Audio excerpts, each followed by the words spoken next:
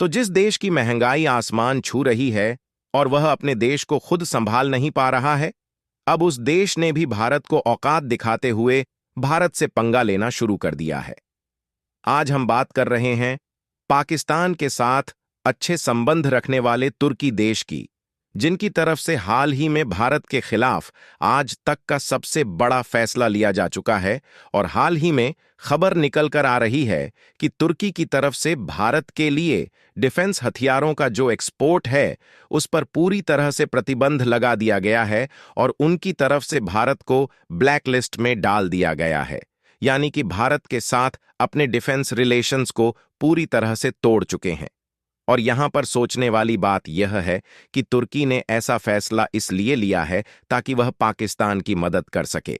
वैसे तो यह भारत के लिए बहुत ही बड़ी और चौंकाने वाली खबर है, लेकिन तुर्की के द्वारा ऐसा करने का अंजाम उन पर किस तरह से भारी पड़ सकता है,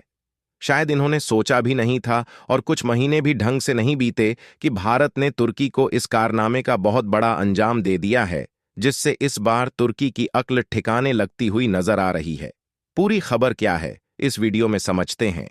लेकिन आगे बढ़ने से पहले आपसे रिक्वेस्ट है कि वीडियो को लाइक करके चैनल को सब्सक्राइब जरूर करें। दोस्तों, भारत डिफेंस प्रोडक्शन के मामले में कई हद तक आत्मनिर्भर हो चुका है और भारत का डिफेंस प्रोडक्शन साल दर साल बढ़ता जा रहा है। लेकिन कई ऐसे डिफेंस और मिलिट्री हथियार हैं जिनके लिए भारत अलग अलग देशों पर डिपेंडेंट है,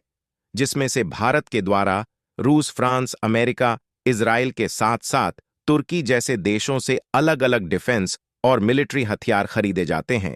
लेकिन इसी बीच तुर्की, जो कि भारत के खिलाफ हमेशा से पाकिस्तान की मदद करता आया है, उन्होंने हाल ही में भारत के खिलाफ एक बहुत बड़ा फैसला लिया है और खबर निकल कर आ रही है कि तुर्की ने भारत को ब्लैकलिस्ट कंट्री में डाल दिया है और उनके द्वारा भारत को किसी भी प्रकार के डिफेंस और मिलिट्री इक्विपमेंट का एक्सपोर्ट नहीं किया जाएगा। और तुर्की ने हमेशा के लिए भारत को मिलिट्री और डिफेंस इक्विपमेंट एक्सपोर्ट करने के लिए पूरी तरह से बैन लगा दिया है। और तुर्की ने साफ साफ बता दिया है कि उन्होंने यह फैसला पाकिस्तान की मदद करने के लिए लिया है और उनका मानना है कि उनके द्वारा भारत को डिफेंस और मिलिट्री इक्विपमेंट का एक्सपोर्ट नहीं किया जाएगा,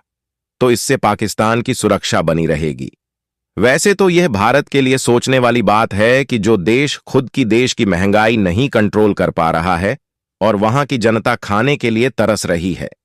वह भारत जैसे देशों से दोस्ती बनाने के बजाय पाकिस्तान के कहे सुने में आकर पंगा ले रहा है। और वह भी हद तो तब हो गई जब तुर्की भारत जैसे देश से पंगा ले रहा है, जो कि दिन पर दिन पावरफुल होता जा रहा है। यहां तक कि आज के समय में भारत की पहुंच इतनी ज्यादा बढ़ गई है कि जापान, यूके और अमेरिका जैसे देश भी भारत से पंगा लेने में कई बार सोचते हैं। और भारत से पंगा लेने का अंजाम तुर्की को किस तरह से भारी पड़ सकता है, तुर्की को अभी से ही पता चलना शुरू हो चुका है। क्योंकि देखा जाए तो आज के समय में भारत दुनिया का सबसे बड़ा डिफेंस और मिलिट्री इक्विपमेंट खरीदने वाला देश माना जाता है। और भारत ने पिछले 4 से 5 सालों में इतने ज्यादा हथियारों को दूसरे देशों से खरीदा है कि पिछले कई सालों के रिकॉर्ड टूट गए हैं। क्योंकि आंकड़े बताते हैं कि दुनिया के सभी देशों के द्वारा खरीदे जाने वाले कुल हथियारों में से 10% हिस्सा अकेले भारत खरीदता है। हालांकि पिछले 1-2 सालों में भारत ने अपने डिफेंस प्रोडक्शन को कई गुना बढ़ा दिया है, जिसके कारण भारत ने भी दूसरे देशों में डिफेंस और मिलिट्री इक्विपमेंट एक्सपोर्ट करना शुरू कर दिया है।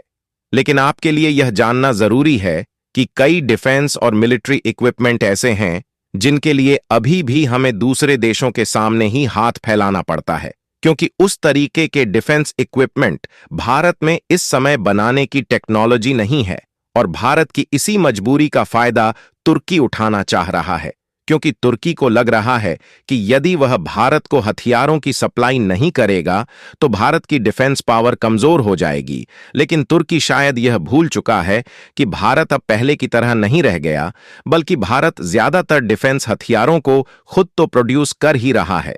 साथ ही भारत के पास रूस, फ्रांस, जर्मनी और अमेरिका जैसे देश का साथ है, जहां से आज भी भारत कई डिफेंस और मिलिट्री हथियार खरीदता है। फिलहाल तुर्की पर भारत की डिपेंडेंसी को देखा जाए तो भारत में छोटे से लेकर बड़े बड़े डिफेंस और मिलिट्री इक्विपमेंट तुर्की से खरीदे जाते हैं, जिसमें सबसे ज्यादा राइफल, विस्फोटक और तोपखाने से लेकर ड्रोन और बड़े बड़े। हालांकि इसके अलावा ताकतवर डिफेंस हथियारों को बनाने में इलेक्ट्रॉनिक रडार और जो नेटवर्किंग कंपोनेंट इस्तेमाल होते हैं, उनको भी भारत ज्यादातर तुर्की से ही खरीदता है।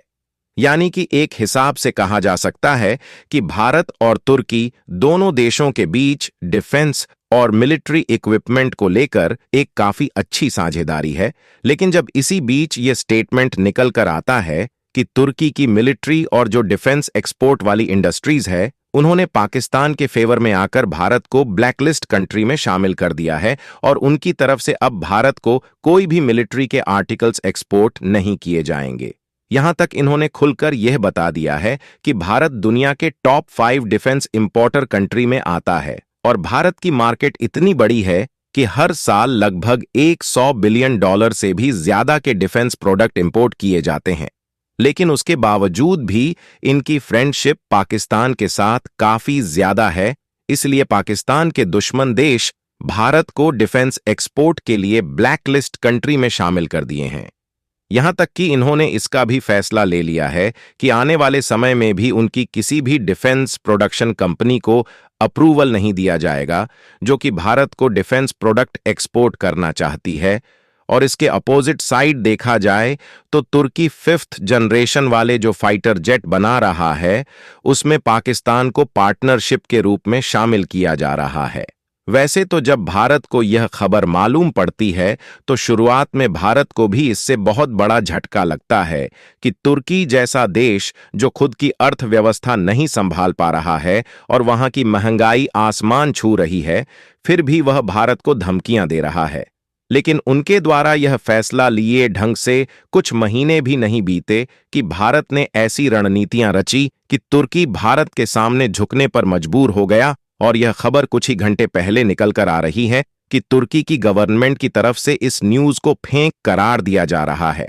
और तुर्की का कहना है कि उनकी गवर्नमेंट की तरफ से इस तरीके के कोई भी फैसले नहीं लिए गए, बल्कि यह स्टेटमेंट उनकी पार्लियामेंट की तरफ से दिया गया है। और यहां पर देखा जाए तो तुर्की के पास इस न्यूज को फेक बताने के अलावा कोई भी ऑप्शन नहीं था, क्योंकि तुर्की की पार्लियामेंट की तरफ से ऐसा बयान तो दे दिया गया, लेकिन तुर्की इसको भारत में पूरी तरह से लागू नहीं कर पाया, क्योंकि तुर्की को बाद में यह बात मालूम हुई कि भारत ने अप्रैल के महीने में तुर्की को शिप बिल्डिंग के कॉन्ट्रैक्ट से बाहर निकाल करके बहुत बड़ा झटका दिया था। और यदि तुर्की ऐसा करता है तो भारत तुर्की के खिलाफ फुल एक्शन में आ सकता है।